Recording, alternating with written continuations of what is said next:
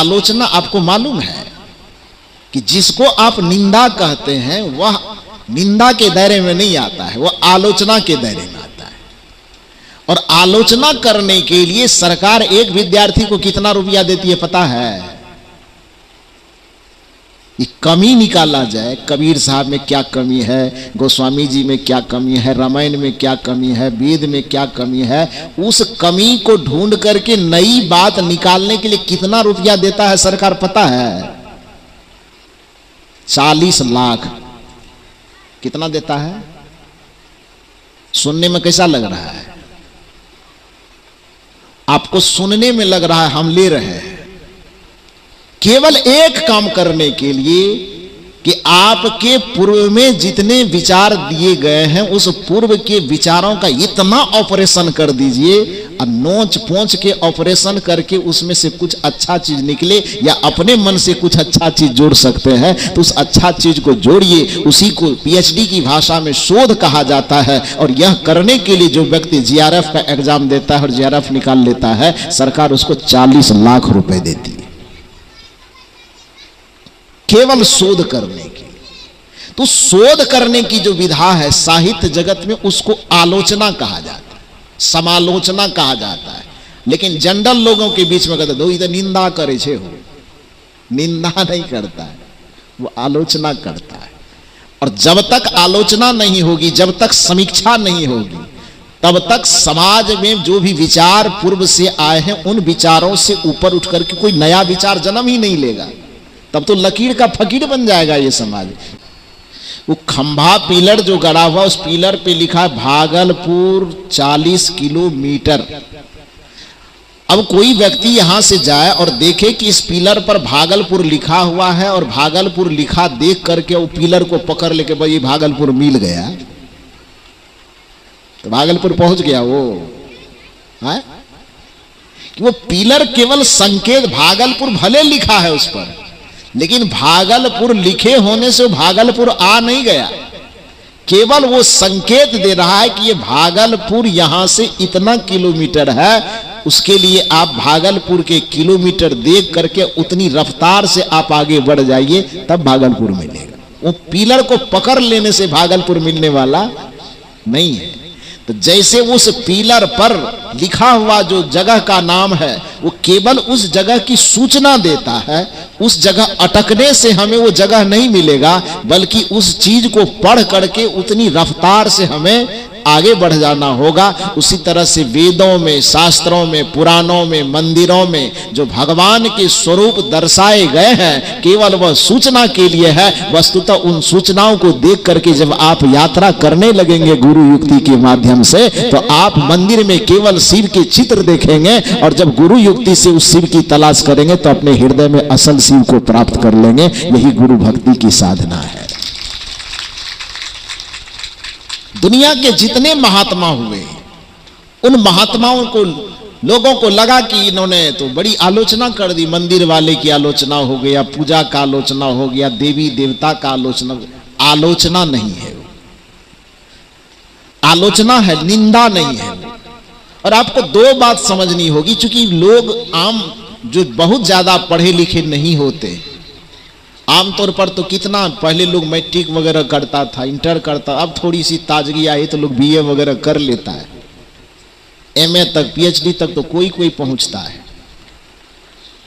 लेकिन जब तक आप एमए के ऊपर नहीं जाएंगे आपको यह बात समझ में नहीं आएगी कि आलोचना क्या होती है और निंदा क्या होती है। साहित्य जगत में आलोचना एक विधा है। हम लोगों को गोस्वामी तुलसीदास जी का खींचा तानी, अब मंच पर बैठ करके यदि गोस्वामी जी के बारे में 2-4 बात इधर उधर बोल देते, बाप रे बाप, तो महात्मा की निंदा करता है। और जब यूनिवर्सिटी जाते हैं ना, 25 तारीख को फिर मैं जा रहा, 25 को वहां पर पूरे भारतवर्ष के प्रोफेसर रहेंगे, हजारों वहां पर विद्यार्थी रहेगा। उसमें एकल लेक्चर देने के लिए मुझको वहां पर बुलाया गया है यूनिवर्सिटी में। प्राचीन और नूतन संस्कृति के साथ नई शिक्षा नीति को जोड़ करके उसमें उस पर व्याख्यान देना है। कार्यक्रम 24 और 25 को मेरा घनश्यामा चक में भी और वहां पर भी। तो लोगों से मैंने आग्रह किया कि दीन वाला सत्संग मत करो 25 को, रात में कर लो कि हम उधर से लेक्चर फेक्चर दे के आवे और तब बैठे।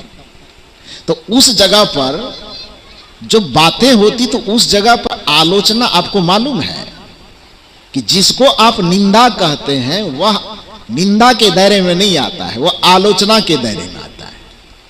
और आलोचना करने के लिए सरकार एक विद्यार्थी को कितना रुपया देती है पता है?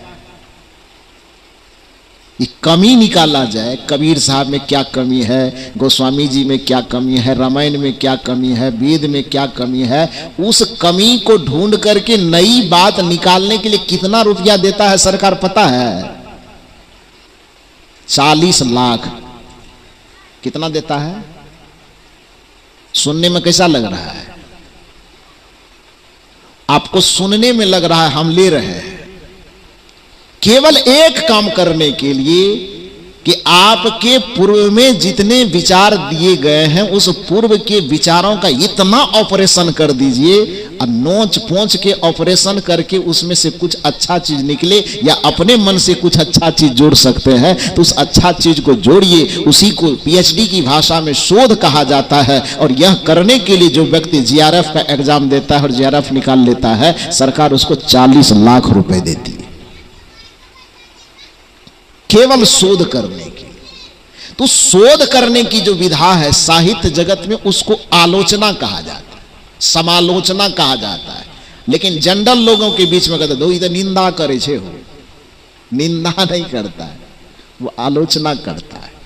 और जब तक आलोचना नहीं होगी, जब तक समीक्षा नहीं होगी, तब तक समाज में जो भी विचार पूर्व से आए हैं उन विचारों से ऊपर उठ करके कोई नया विचार जन्म ही नहीं लेगा। तब तो लकीर का फकीर बन जाएगा ये समाज। जो एक बातें 2500 वर्ष पहले कह दी गई, बस उससे न दाएं देखना है, न बाएं देखना है, न आगे देखना, बस एकदम लकीर के कोल्हू के बैल के तरह आंख में पट्टी बांधो, लकीर पर चलते रहो। इससे सामाजिक प्रगति नहीं होगी, इससे सांस्कृतिक प्रगति नहीं होगी, इससे वैचारिक प्रगति नहीं होगी। वैचारिक प्रगति यदि करनी है आपको, सांस्कृतिक प्रगति, सामाजिक प्रगति यदि आपको करनी है, तो आपके द्वारा पूर्व में दिए गए जो चिंतन है, जो विचार है, खुले दिल से उसकी आलोचना करने के लिए आप तैयार रहिए और आलोचना सुनने के लिए भी आप तैयार रहिए। तभी जाकर के समाज और विचारधारा प्रगति करेगी। यह नियम है। प्रगति करने के लिए तो आदमी परमात्मा तक को चुनौती दे देता है, आप शास्त्रों की क्या बात करते हैं? अच्छा ये बताइए कि आज जो ये मनुष्य की सृष्टि में प्रगति दिखाई दे रहा है, ये परमात्मा का फकीर बनने के कारण कि परमात्मा का विरोध करने के कारण?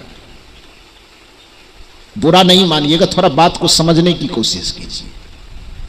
आज जो मनुष्य इस समाज में, इस संसार में जो भी विकास देख रहा है, कि परमात्मा के दिए हुए विधान का लकीर फकीर बनने के कारण, कि परमात्मा के दिए विधान का विरोध करने के कारण क्यों बना है? थोड़ा सा जवाब दीजिए। यूपीएससी मॉडल का प्रश्न है आपके पास। विरोध करने के कारण कि उसकी लकीर का फकीर बनने के कारण? विरोध करने के कारण। कैसे? उसको समझिए। प्रकृति ने अथवा परमात्मा ने इस संसार में रुई पैदा किया कि कपड़ा पैदा किया? क्या पैदा किया? रुई पैदा किया। परमात्मा की उस लकीर को आप मान लीजिए, ठीक है आप रुई पैदा किए तो हम शरीर में रुई लपेट लेते हैं, तब आपने क्या किया?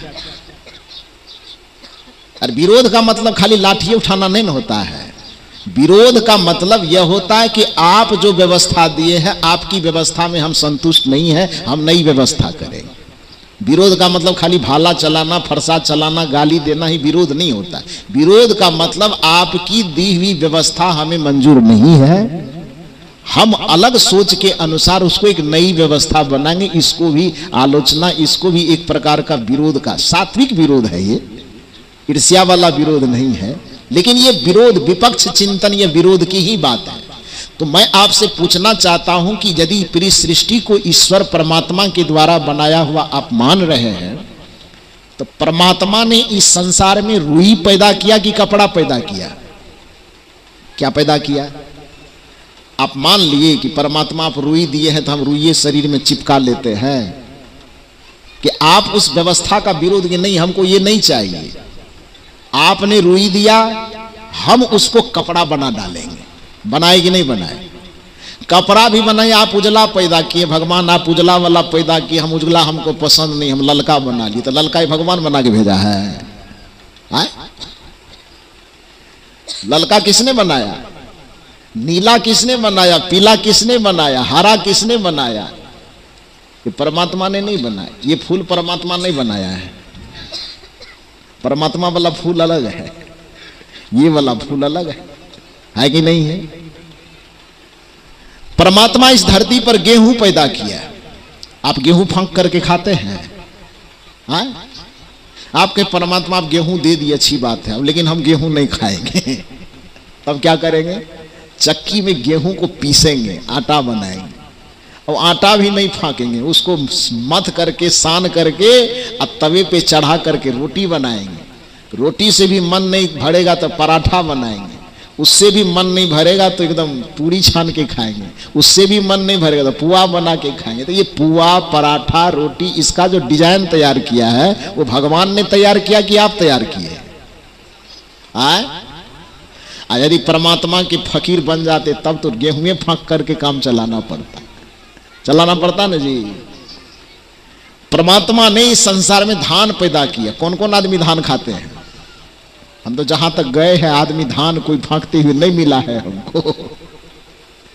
वो छिलका वाला धान दिया हमें, और आप लोगों को लगा कि नहीं छिलका वाला धान हमें नहीं खाना है, तब उसको फ्रेश करके हमें चावल बनाना है, भूसे को उतार देना है, चावल को खाना है। तो कहने का मेरा ये अभिप्राय है कि जब तक किसी भी चीज में संशोधन आप करते हैं तो ये संशोधन बिना आलोचना के नहीं हो सकता। परमात्मा की दी हुई व्यवस्था में जब तक आप संशोधन नहीं करेंगे तो फिर प्रगति का कोई मतलब नहीं निकलेगा। तो जब परमात्मा के द्वारा, प्रकृति के द्वारा दी हुई व्यवस्था में हम संशोधन कर सकते हैं तो फिर पुराने विचार हमारे सामने में कोई है तो उसमें अच्छा है कि खराब है, उस खराब यदि कुछ विचार लग रहा है तो उसका संशोधन करना चाहिए कि नहीं करना चाहिए? करना चाहिए ना। इतना थोड़ा सा खुला दिल दिमाग लोगों को रखना चाहिए, और ये ना सोचे कि यदि संशोधन की कोई बात हो रही, विचारों पर नए विचार की कोई बात हो रही है तो उसको निंदा के दायरे में नहीं लेना चाहिए, वो आलोचना के विधा में आता है। और जब तक किसी भी विचार में आलोचना की गुंजाइश नहीं है तब तक समझना चाहिए कि वहां पर प्रगति अवरुद्ध हो जाएगी, बंद हो जाएगी।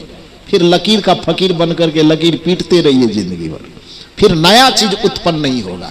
तो कहने का मतलब